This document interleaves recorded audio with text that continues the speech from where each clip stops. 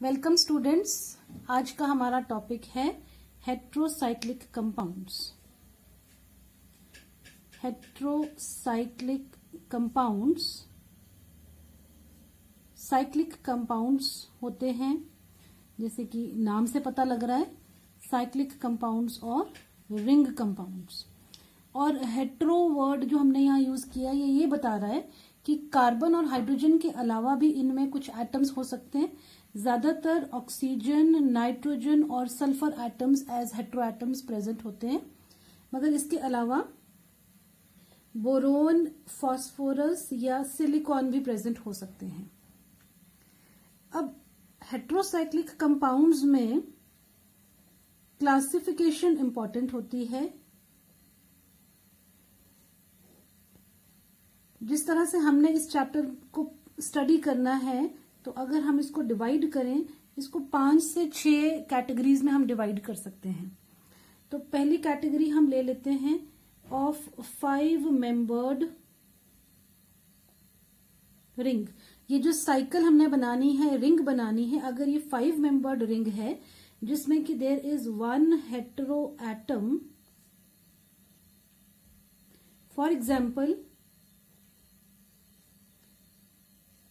अगर ये रिंग है तो इसमें हेटेरो एटम नाइट्रोजन है और हम इसको पायरोल बोलते हैं। इसी तरह अगर यहां ऑक्सीजन है 5 मेंबर्ड रिंग में, then its common name is furan. अगर सल्फर है then it is called thiophene.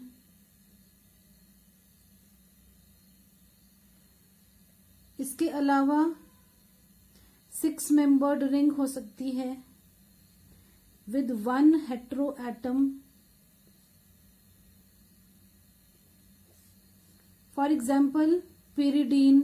6 membered ring with 1 hetero atom, इसमें नाइट्रोजन हेटेरो एटम है। पायरान हो सकता है, पायरान में यहाँ ऑक्सीजन होता है। मैं इनके कॉमन नेम साथ साथ में लिख रही हूं। Pyran, this is pyridine। Pyran और फ्यूरान में क्या रिलेशन है कि दोनों में हेटेरो एटम ऑक्सीजन है। फ्यूरान 5 मेंबर्ड रिंग है और पायरान 6 मेंबर्ड रिंग है। फिर इसमें एक पॉसिबिलिटी है कि रिंग 5 मेंबर्ड हो मगर 2 हेटेरो एटम्स हो। 2 हेटेरो एटम्स, तो इसके सबसे बढ़िया एग्जाम्पल हैं इमिडाजोल और ऑक्साजोल। इमिडाजोल में NH रहेगा, यहां नाइट्रोजन एटम रहेगा, दिस इज इमिडाजोल। और एक एग्जाम्पल आपको मैंने बताया ऑक्साजोल। ऑक्साजोल में यहां ऑक्सीजन, यहां नाइट्रोजन। ये कॉमन नेम्स इनके ऐसे ही याद करने पड़ते हैं। IUPAC में भी हम इसकी नेमिंग अभी सीखेंगे। 6 membered ring, next category can be, next type can be 6 membered ring with 2 hetero atoms। तो इसमें जैसे हमने pyridine लिया पहले, अब इसमें हम pyrimidine और pyrazine को ले सकते हैं। तो pyrimidine क्या है, दिस इज pyrimidine। pyrimidine और pyrazine में इधर नाइट्रोजन और इधर नाइट्रोजन आएगा।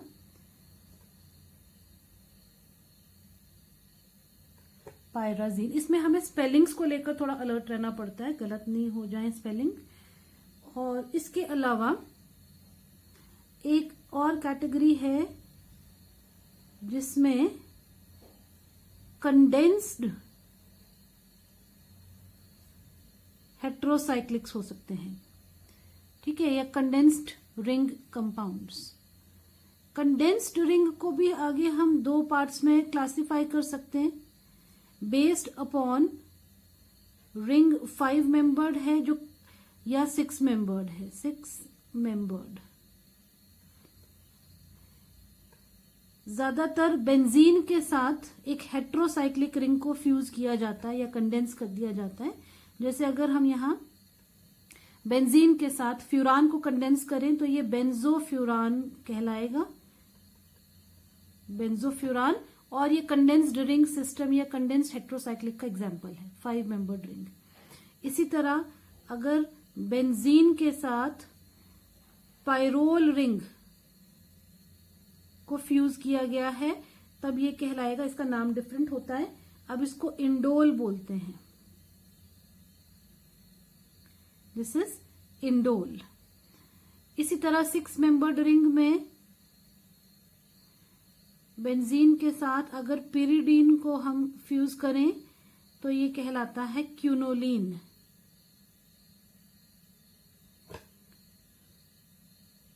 एक इसमें आइसोक्यूनोलीन होता है जिसमें यहां नाइट्रोजन एटम होगा, दिस इज आइसोक्यूनोलीन।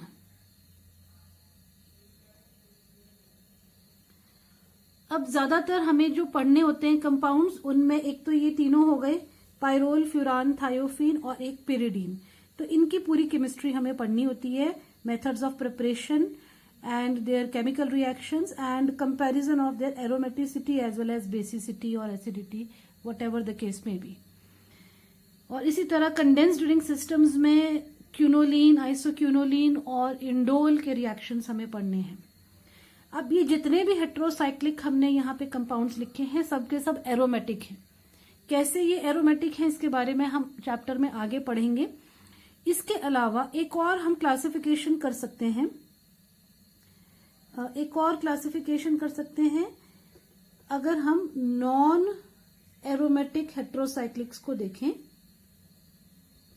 नॉन एरोमेटिक हेट्रोसाइक्लिक्स, तो अब जो हम हेट्रोसाइक्लिक लिखेंगे वो उनमें रिंग भी होगी, हेट्रो एटम भी होगा, पर वो एरोमेटिक नहीं होंगे। इसका एग्जाम्पल है, जैसे हमने पायरोल देखा, पायरोल होता है जब हम यहाँ अंदर 2 डबल बॉन्ड बनाते हैं, ये बनाया हुआ है पायरोल। पर अगर यहाँ पे ये सारे हाइड्रोजन आइटम्स हैं तो ये दिस इज पायरोलिडीन बोलते हैं इसको।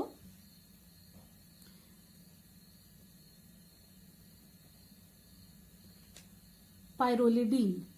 इसी तरह अगर हम फ्यूरान में यहाँ डबल बॉन्ड ना बनाएं, अब ये एरोमेटिक नहीं है और इसका नाम है टेट्राहाइड्रोफ्यूरान। टेट्राहाइड्रोफ्यूरान। 6 मेंबर्ड में अगर हम यहाँ अंदर कोई डबल बॉन्ड नहीं बना रहे हैं तो ये पिप्रिडीन है। This heterocyclic is a piperidine molecule and is not aromatic. तो ये तो हुई इसकी क्लासिफिकेशन। अब इसका नॉमेनक्लेचर IUPAC के अकॉर्डिंग, तो ये यहां मैंने लिखना शुरू किया था। तो इसका नॉमेनक्लेचर में हम यहां इस कॉलम में रिंग साइज लेंगे, starting from 3 membered ring up to 7 membered. हालांकि हमने जितने भी एग्जांपल्स अभी पीछे पढ़े क्लासिफिकेशन में वो सब 5 और 6 मेंबर्ड रिंग्स के थे। अब जब हम इसका नेम लिखते हैं IUPAC में, तो there is a stem which indicates the size of heterocyclic ring। ठीक है, वो स्टेम जो है वो साइज इंडिकेट करती है। फॉर एग्जाम्पल अगर 3 मेंबर्ड रिंग है तो स्टेम में IR अल्फाबेट्स आएंगे। IR से पहले यहाँ कुछ लगेगा जो कि प्रीफिक्स कहलाता है और इसके आगे यहाँ कुछ लगेगा जो सफिक्स कहलाता है। तो पूरा नाम जो है वो प्रीफिक्स, स्टेम और सफिक्स को मिलाकर के बनता है। अगर 4 मेंबर्ड रिंग है तो स्टेम में ET ये अल्फाबेट्स रहते हैं। 5 मेंबर्ड अगर है तो OL, 6 मेंबर्ड में IN और 7 मेंबर्ड के लिए स्टेम होती है EP। अब बात आती है सफिक्स की। सफिक्स जो है वो स्टेम से ही बनाया जाता है और सफिक्स में भी अनसैचुरेटेड रिंग के लिए अलग रूल होता है और सैचुरेटेड के लिए अलग रूल होता है। अभी हम यहाँ सिर्फ अनसैचुरेटेड रिंग के लिए सफिक्स देखेंगे। अभी जितने पीछे हमने एग्जांपल्स देखे क्लासिफिकेशन में, तो सारे मैक्सिमम हमने अनसैचुरेटेड रिंग देखे हैं। सैचुरेटेड वाले सबसे लास्ट में हमने 2-3 एग्जांपल्स देखे। तो सफिक्स जो है वो स्टेम से ही सफिक्स बनाया जाता है। अब इसमें भी आगे 2 इसके हम पार्ट्स कर देंगे इसके, क्योंकि ये डिपेंड करेगा कि हमारी हेट्रोसाइक्लिक रिंग में नाइट्रोजन है या नहीं है। तो इफ द रिंग कंटेन्स और for ring containing nitrogen and rings not containing nitrogen,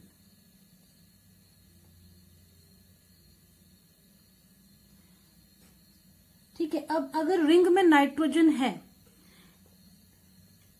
तो सफिक्स लिखा जाएगा। अब मैं प्रीफिक्स के लिए ये छोड़ रही हूं, आई आर तो पहले ही था ना, ये तो स्टेम था आई आर, इसके आगे आई एन ई हमने और लगा दिया। और अगर रिंग में नाइट्रोजन नहीं है तो हम लिखेंगे I R E N E, ये सफिक्स लगेगा। जब हम एक्चुअली कुछ एक हेट्रोसाइक्लिक्स के नाम लिखेंगे तब ये चीज और क्लियर होगी। अच्छा, इसी तरह अगर 4 मेंबर्ड रिंग है और रिंग में नाइट्रोजन है तो जो सफिक्स लगेगा वो होगा ETE, और अगर नाइट्रोजन नहीं है और रिंग 4 मेंबर्ड है तो सफिक्स ET लगेगा। रिंग अगर 5 मेंबर्ड है और उसमें नाइट्रोजन भी प्रेजेंट है तो सफिक्स होगा ओल, और अगर नाइट्रोजन नहीं है तो भी ओल ही होगा, OLE ओल। अगर 6 मेंबर्ड रिंग है, नाइट्रोजन प्रेजेंट है रिंग में तो INE, और अगर एब्सेंट है नाइट्रोजन तो ओनली IN। इसी तरह अगर रिंग 7 मेंबर्ड है, नाइट्रोजन भी प्रेजेंट है तो EPINE, और अगर नाइट्रोजन एब्सेंट है तो EPIN। ये तो हो गए सफिक्सेस कैसे लिखने हैं और स्टेम कैसे लिखनी है। अब इसके अलावा प्रीफिक्सेस का भी इसमें हम रूल देख लेते हैं। तो depending upon the hetero atom कौन सा है उसी से प्रीफिक्स पता लगता है। अगर हेट्रो एटम ऑक्सीजन है तो प्रीफिक्स लगेगा ऑक्सा। अगर हेट्रो एटम सल्फर है तो थाया। अगर नाइट्रोजन है तो एजा। ये प्रीफिक्सेस हैं। अब बात आती है कि जब हमने पूरा नाम लिखना है तो पूरा नाम कैसे लिखा जाता है? Prefix, then stem and then suffix, ऐसे पूरा नाम लिखा जाएगा। ओके, अब प्रीफिक्स का ये जो ए है, जब हम आगे स्टेम लिख देंगे ना तो ये ए ओमिट कर देंगे, इसको छोड़ देंगे।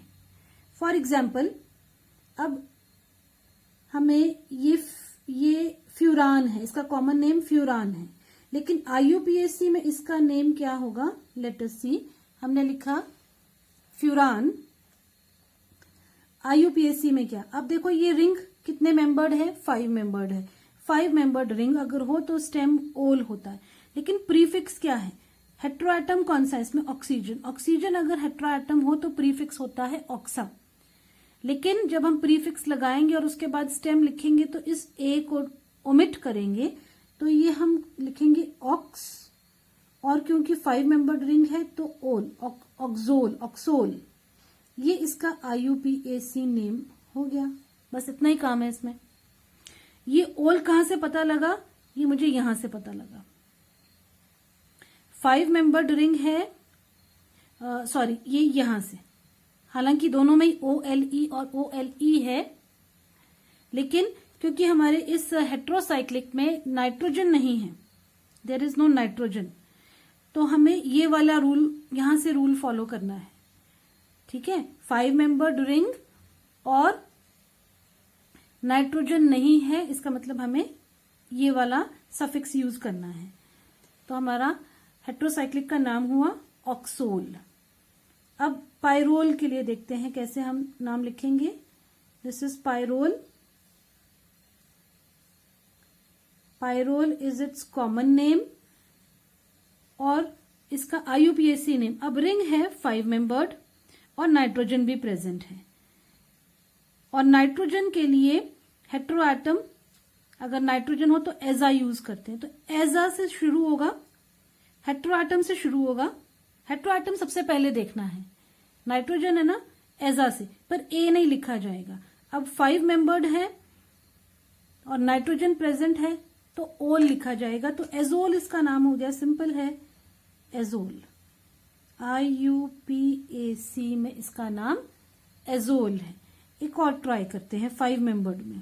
थायोफीन को ट्राई करते हैं। थायोफीन इसका कॉमन नेम है।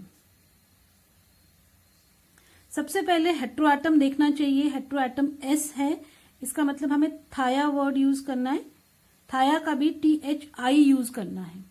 अब क्योंकि ये 5 मेंबर्ड है और 5 मेंबर्ड में OLE लगता है, चाहे नाइट्रोजन है या नहीं है, लेकिन लगेगा OLE ही। जैसे यहाँ पे सल्फर है, ये नाइट्रोजन एब्सेंट है ना इस रिंग में, लेकिन लगना तो OLE है। तो ज्यादा सोचने की जरूरत नहीं है। जब भी 5 मेंबर्ड रिंग है, लास्ट में OLE तो लगना ही लगना है। OLE लगाना ही लगाना है। पहले क्या लिखना है वो डिपेंड करेगा कि हेट्रोएटम क्या है। ऑक्सीजन है तो ऑक्सोल, नाइट्रोजन है तो पायरोल और सल्फर है तो थायोल। तो इस तरह से हम इसकी IUPAC नेमिंग कर सकते हैं। अब अगर कोई 6 मेंबर्ड रिंग हम लेते हैं, फॉर एग्जाम्पल हमने नाइट्रोजन कंटेनिंग 6 मेंबर्ड रिंग ली, इसका जो कॉमन नेम है वो है पिरिडीन और इसका IUPAC में नेम। तो हमने सबसे पहले हेट्रोएटम देखना है। नाइट्रोजन है तो AZ हमने लिख लिया और रिंग 6 मेंबर्ड है, नाइट्रोजन है, तो हम ये वाला आइन यूज करेंगे 6 के लिए, आइन और IN। मगर अभी क्योंकि नाइट्रोजन प्रेजेंट है तो ये INE लिखा जाएगा, INE। अब ये बन गया एजाइन। तो एजाइन जो है ये IUPAC में इसका नाम है, IUPAC नेम। ठीक है, इसमें अभी तक हमने 1 हेट्रोएटम यूज किया। अब इसको 2 हेट्रोएटम पे अप्लाई करके देखते हैं। ये वाला मॉलिक्यूल,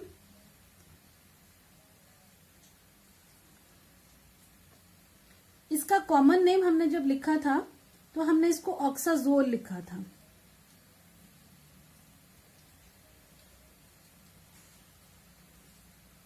ऑक्साजोल।